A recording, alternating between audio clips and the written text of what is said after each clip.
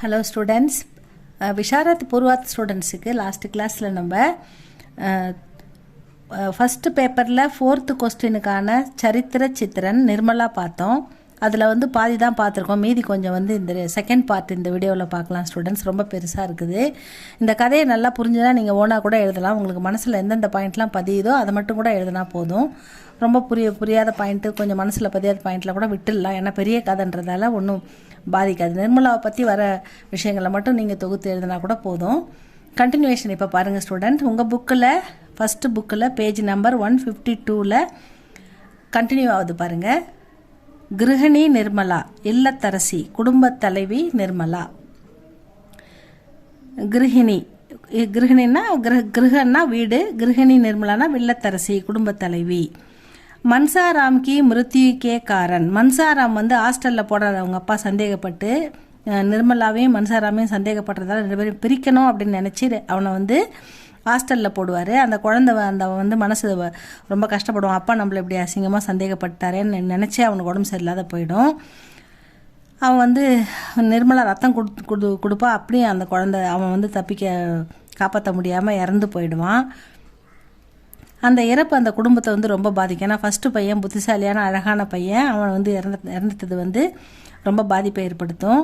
மன்சாராம் கி மிருத்யு, அவன் இறந்தது கே காரன் தோத்தாராம் கா தில் டூட் ஜாத்தாக, அவருடைய மனம் இப்போ உடஞ்சி போச்சு அப்படின்றாங்க. இவர் தான் சந்தேகப்பட்டு அவனை கொன்னுட்ட மாதிரி ஆகுது இப்போ. ஏன்னா இப்போ மனசு உடஞ்சி என்ன பண்ணுறது, முதல்ல யோசிக்காமல் இப்போ மனசு உடஞ்சி போச்சு அவருக்கு. மன்சாராம்கி மிருத்தி கே காரன் தோத்தாராம்கா தில் டூட் ஜாத்தாக, தில் அப்படின்னா மனசு, டூட்னா உடஞ்சி போச்சு அப்படின்னு சொல்கிறாங்க. உன்கி ஆம்தனி, அதனால் அவர் மனசு உடஞ்சி கவலைப்பட்டதால் அவர் வேலையை சரியாக பார்க்க முடியல அவரால். அதனால் ஆம்தனி அப்படின்னா வருமானம், இன்கம், குடும்ப வருமானம். கம் ஹோத்திக, கம்மி ஆயிடுச்சு. அவரால் மனசு ஒருமைப்பட்டு அவர் வக்கீல் தொழிலை ஒழுங்காக பார்க்க முடியாதால் வருமானம் கம்மி ஆயிடுது அவருக்கு. இது ஆம்தனி கம் ஹோத்திக, வே கம் ருப்பியஹி லாத்தேக, மிக குறைவான வருமானம் தான் அவர் கொண்டு லானா கொண்டு வர்றது, ருப்பியன்னா பணம், ருப்பியன்னா கம்மியான பணம் கொண்டு வர்றார் வீட்டுக்கு. உன் ருப்பியும் சே, அந்த கம்மியான பணத்தை வச்சு நிர்மலா கர்கா நிர்வாக கர்த்திக, வீட்டை நிர்வாகம் பண்ணுறா. இந்த நிலைமையில் வீடு கஷ்டத்தில் இருக்கும்போது ஜியாராம் 2வது பையன் அவன் கொஞ்சம் தவறான பாதைக்கெல்லாம் போயிடுவான். அதனால் அவன் என்ன பண்ணுவான், வீட்டில் நிர்மலாவோட நகையை திருடிடுவான். அதனால் அவனுக்கு இந்த தோத்தாராமுக்கு அப்பாவுக்கு ரொம்ப கோவம் அவர் போலீஸில் கம்ப்ளைண்ட் கொடுத்துருவார். அப்போ போலீஸ் இவன் தான் திருடிட்டான், நகையை காணான்னு கம்ப்ளைண்ட் கொடுத்துருவார். இவன் தான் திருடனான்னு தெரியாமல் கம்ப்ளைண்ட் கொடுத்துருவார். ஆனால் இவன் திருடுனதால போலீஸ் இவனை பிடிச்சிரும் அப்படின்னு பயந்து அவன் ரொம்ப பயந்துருவான். ஜியாராம் கோ புலிஸ் சே சுடுவானே கோ கேலியே 500 ரூபாய் தேத்திக, நிர்மலா இவ்வளோ கம்மி வருமானத்துலேயும் ஜியாராம் போலீஸ் பிடிச்சி போயிடக்கூடாது அப்படின்றதுக்காக அவங்களுக்கு 500 ரூபாய் கொடுத்து அவனை விட்டுட சொல்லி குடும்பமானத்தை காப்பாற்றுவா அப்படின்னு சொல்கிறாங்க. 500 ரூபாய் தேத்திக கர்கா மான் பச்சாத்திக, வீட்டு மானத்தை காப்பாற்றுறா அப்படின்னு சொல்கிறாங்க. அந்த குழந்தைய போலீஸ் பிடிச்ச போயினா அது வீட்டுக்கு தானே அசிங்கம். அதுலேருந்து அவனை காப்பாற்றுறதுக்காகவே, ஜியாராமை காப்பாற்றுறதுக்காகவே போலீஸ் பிடிக்கக்கூடாதுன்னு அந்த பணத்தை கொடுத்து அவங்க சரி பண்ணுறாங்க அப்படின்னு சொல்கிறாங்க. அதுதான் இது ஸ்டூடெண்ட்ஸ். நெக்ஸ்ட்டு நிஸ்ஸகாய், சகாயம்னா உதவி, நிஸ்ஸகாயம்னா உதவியற்ற, யாருமே உதவி பண்ண முடியாத நிலையில் இருக்கிற நிர்மலா. யாருமே அவளுக்கு உதவிக்கு ஆள் இல்லை. அவளுடைய கஷ்டத்தை புரிஞ்சு அவளுக்கு ஹெல்ப் பண்ணுறதுக்கு யாருமே இல்லை. அப்போ சகாயம்னா உதவி, நிஸ்ஸகாயம்னா உதவியற்ற நிலையில் இருக்கும் நிர்மலா அப்படின்னு எடுத்துக்கணும். கர்ச்சு அப்படின்னா செலவு, கர்ச்சுக்கோ கம் கர்னே கேலியே, செலவை குறைக்கணும். கம்னா கம்மி பண்ணுறது, குடும்ப செலவை குறைக்கணும் அப்படின்றதுக்காக. கர்ச்சுக்கோ கம் கர்னே கேலியே நிர்மலா நௌகரோं को நிக்கால் தேத்தி है, வீட்டில் வேலை செய்கிறவங்களையும் அவங்க நிறுத்திடுறாங்க. இனிமேல் நம்ம சம்பளம் கொடுக்க முடியாது, வருமானம் கம்மி ஆகிடுது அப்படின்னு சொல்லி அவங்க நிர்மலா நௌகரோं को நிக்கால் அனுப்பிடுறாங்க. நிக்கால்னா வீட்டிலேருந்து அனுப்பிடுறாங்க, நீங்கள் போங்க, எங்களால் சம்பளம் கொடுக்க முடியல, வேறு வேலை பார்த்துக்கோங்க அப்படின்னு சொல்லி நிக்கால் தேத்திக அனுப்பிட்டாங்க. உஸ்கா ஸ்வபாவ் கட்டோர் ஹோ ஜாத்தா, அவளுடைய மனம் வந்து ரொம்ப கடுமையாகி போகுது. ஏன்னா வறுமை, அதை சமாளிக்க முடியாத நிலைமை, குழந்தைகளை வச்சுக்கிட்டு அவளுக்கு வந்து ரொம்ப மனம் வந்து ரொம்ப கடுமையாக மாறுது அப்படின்னு சொல்கிறாங்க. ஏன்னா வந்து வீட்டில் ஒரு சின்ன பிள்ளை சியாராம் 7 வயது பையன் ஒருத்தர் இருப்பான்ல, அந்த சியாராமை வந்து கொஞ்சம் கடுமையாக நடத்துவா, அவனை வேலையெல்லாம் வாங்குவா. ஏன்னா வீட்டு வேலையை இவளால் மட்டுமே பார்க்க முடியாதால அவனையும் கொஞ்சம் வேலை வாங்க வேண்டிய நிலைமையில் இருப்பாள். கொஞ்சம் கடுமையாக நடந்துப்பா. மற்றபடி ரொம்ப வந்து நல்லவ தான் அவள். உஸ்கா ஸ்வபாவ் கட்டோர் ஹோ ஜாத்தாக.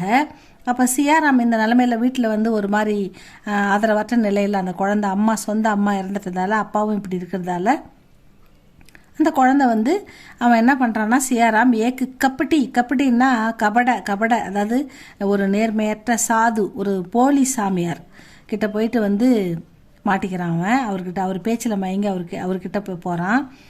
சியாராம் ஏக்கு கப்பட்டி சாது கே சாத்து சலா ஜாத்தாக, அவருடைய பேச்சில் மயங்கி அவர் கூடவே போயிடுறான் வீட்டை விட்டு. தோத்தாராம் உஸ்கி கோஜுமே, என்ன இந்த குழந்தை பையனையும் காணாமல் போயிட்டானே, ஒருத்தன் இறந்துட்டான், இவனும் இப்படி போயிட்டான். அதாவது 2வது பையன் என்ன பண்ணுவான்னு அந்த கதையில் இதில் சொல்லலை. ஏன்னா நிர்மலாவுக்கு பற்றி படிக்கிறதால நிர்மலாவுக்கு அந்த துன்பத்தை மட்டும்தான் இதில் சொல்கிறாங்க. அந்த 2வது பையன் என்ன பண்ணுவான், போலீஸில் இவங்க வந்து காப்பாற்றுறாங்கன்னு தெரியாமலே சூசைட் பண்ணின்னு செத்து போயிடுவான். இருக்கிறது இந்த 3வது பையன் மட்டும்தான். இவனும் ஒரு கப்பட்டி சாது, அதாவது போலி சாமியாருக்கு அவள் பேச்சை நம்பி அவர் கூட போயிடுவான். அதனால் தோத்தாராம் என்ன பண்ணுவார், உஸ்கி கோஜுன்னா தேடுறது, அந்த சின்ன பையன் சியாராமை தேடி கோஜுமே நிர்மலாவை அக்கேலேனா தனியாக சோடுகர்னா விட்டுட்டு சலே ஜாத்தேக போயிடுவார். ஏன்னா அவரை அந்த சின்ன பையனை காணாம் சியாராமன்னு தேடின்னு நிர்மலாவை பற்றியும் அவள் கையில் இருக்கிற குழந்தையும் பற்றியும் கவலைப்படாமல் அவளை அப்படியே அக்கேலே தனியாக விட்டுட்டு சியாராமை தேடி போயிடுவார். போனவர் வரவே மாட்டார். மவுத்துக்கா கிராகக் நிர்மலா. இப்போ நிர்மலா மவுத்துனா இறப்பு, நிர்மலாவின் மரணம். டாக்டர் சின்ஹா, முதல்ல இவளை வந்து பெண்ணு பார்த்து நிச்சயம் பண்ணுவாங்கல்ல, அவங்க அப்பா உயிரோடு இருக்கும்போது நிர்மலாவை வந்து ஒரு டாக்டர் சின்ஹா வந்து நிச்சயம் பண்ணுவாங்க. அதுக்கப்புறம் அந்த சின்ஹா அவங்க அப்பா வந்து அவங்க நிர்மலாவுடைய அப்பா இறந்துட்ட உடனே வரதட்சணை கொடுக்க முடியாது, இந்த பொண்ணு வீட்டில் ஒன்றுமே இல்லை, ரொம்ப வறுமையில் இருக்காங்க, இந்த பொண்ணு வேணான்னு சொல்லி தான் சுதான்ற ஒரு வசதியான வீட்டு ஒரே பெண்ணை இந்த டாக்டர் சின்ஹாவுக்கு கல்யாணம் பண்ணி வைப்பார். ஆனால் நிர்மலாவுடைய நிலைமையை பார்க்கும்போது இந்த டாக்டருக்கு ரொம்ப மன வருத்தமாக இருக்கும். இந்த அழகான பொண்ணு, சின்ன வயசு பொண்ணு, நம்ம கல்யாணம் வேணான்னு சொன்னதால், நம்ம பண்ணிக்க மாட்டோம்னு சொன்னதால் ஒரு வயதானவரை கல்யாணம் பண்ணிக்கிட்டு அந்த குழந்தைங்களையும் பார்த்துக்கிட்டு அந்த குடும்பத்தில் சிக்கி ரொம்ப கஷ்டப்படுறத பார்த்து இப்போ கடைசியில் அவர் கணவரும் அவரை விட்டு போய் குழந்தைங்களும் விட்டு போய் கையில் குழந்தையோடு அவர் படுற கஷ்டத்தை பார்த்து அவர்கிட்ட போய் பேசுவார். தனியாக இருக்கும்போது அவர்கிட்ட போய் பேசுவார் இந்த டாக்டர் சின்ஹா யாருன்னு இப்போ தெரிஞ்சிச்சா. டாக்டர் சின்ஹா நிர்மலாசே பிரேம் பிக்ஷா மாங்குத்தேங்க. இப்போ வந்து நான் கல்யாணம் பண்ணாமல் உன்னை விட்டு தப்பு தான், என்னை மன்னிச்சிடு, நீ வந்து நான் உன்னை வந்து இப்போ அன்பாக பார்த்துக்கிறேன் அப்படின்னு சொல்லி அவர் வந்து அன்புக்காக அவர்கிட்ட போய் மறுபடியும் திரும்ப பேசுவார். அப்படி பேசுகிறத வந்து ஏன்னா அவருக்கு கல்யாணம் ஆகியிருக்குது, அவருக்கு சுதான் ஒரு மனைவி ஒரு மகன் இருக்கிறாங்க, அந்த நிலைமையில் அவர் இப்படி பேசலாமா, தப்பு தானே. அதனால் அவர் பேசும்போது பாத், இந்த விஷயம் ஜான்கர் தெரிந்து கொண்ட உன்கி பத்னி, அவருடைய டாக்டர் சின்ஹாவோட பத்னி, உன்கோ டாண்டுத்தீக தோ, அவள் வந்து டாண்டுத்தீன்னா திட்டுறது, மனைவி வந்து அவரை பிடிச்சி திட்டுறா, நீங்கள் ஒழுங்காக கல்யாணம் பண்ணாதால் தான் வாழ்க்கையே வீணாக போச்சு, இப்போ வந்து இந்த மாதிரி வேறு பண்ணுறீங்களா அப்படின்னு சொல்லி அவர் ரொம்ப கேவலமாக திட்டிடுவா. அப்படி திட்டினதால் அவர் என்ன பண்ணிடுவார்னா, தோ வகு ஆத்மஹத்தியா கர்லேத்தேங்க, அந்த குடும்பம் தாங்க முடியாமல் அவள் திட்டின மனைவி திட்டினது ரோஷன் தாங்காமல் இந்த டாக்டர் சின்ஹா ஆத்மஹத்தியானா சூசைட் பண்ணின்னு செத்து போயிடுவார். ஜான்கர் நிர்மலா அப்பனே ஜன்மக்கோ கோஸ்திக, இதை கேள்விப்பட்ட நிர்மலா, ஐயோ நம்மளால் எல்லாருக்கும் தொல்லையாக இருக்குது, நம்ம என்னதான் பிறவியோ அப்படின்னு அவளே ரொம்ப நொந்து போகிறா. வகு லகாத்தார் 3 தின், அவள் அந்த கவலையிலேயே அந்த லகான்னா அந்த இந்த டாக்டர் சின்ஹா இறந்தது, தன்னுடைய தோழி சுதா வந்து விதவையானது, அதுக்கப்புறம் வந்து கணவர் இவ்வளோ விட்டுட்டு போனது, இந்த குழந்தைங்கள்லாம் ஒன்று ஒன்றா அவருடைய கணவருடைய குழந்தைங்கள்லாம் ஒன்று ஒன்றா இறந்து போனது, ஒன்று கடைசியில் காணாமல் போனது, இந்த மாதிரி விஷயங்கள்லாம் நினச்சி பார்த்து வருமானம் இல்லை, சாப்பாடு இல்லை, சாப்பாட்டுக்கே வழி இல்லாமல் அவர் கணவர் போனதால் அவளால் எதையுமே சமாளிக்க முடியல, அவரை டிபெண்ட் பண்ணி அவள் வாழ்ந்ததால் அவளுக்குன்னு இன்கம் இல்லை, அதனால் அவள் வந்து அவரும் போயிட்டதால் அவருக்கு ஒன்றுமே முடியல அவளால். வகு லகாத்தார் 3 நாட்கள் அவள் வந்து ரோஜு ரகத்திக அழுதுகிட்டே உட்காந்துக்கிறா. அதாவது ரோத்தின்னா அழறது, எதுவும் புரியாமல் என்ன பண்ணுறதுன்னு தெரியாமல் அழுதுகிட்டே இருக்கிறா. ரோனான்னா அழறது. தீன் தின் 3 நாட்கள் வரைக்கும் ரோத்தி ரகத்திக அழுது கொண்டே இருக்கிறாள். சௌத்தே தின் 4வது நாள் ஷாம்கோ வகு சல் பஸ்தீக.